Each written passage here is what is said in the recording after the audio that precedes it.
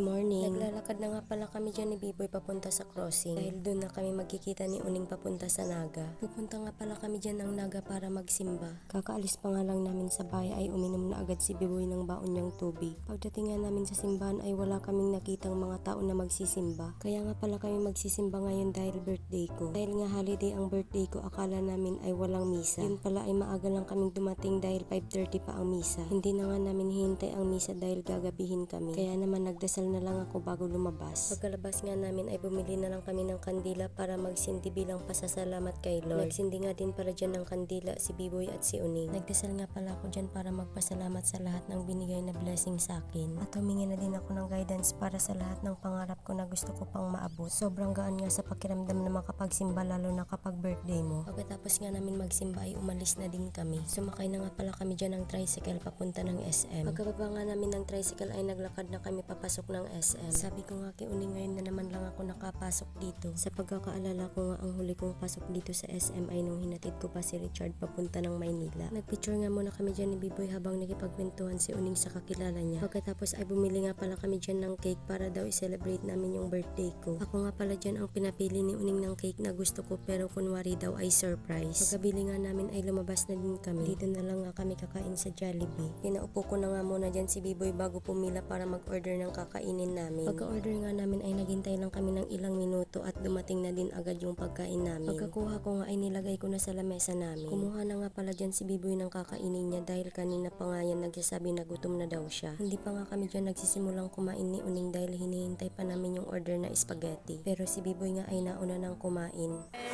Day to you. Happy birthday to you.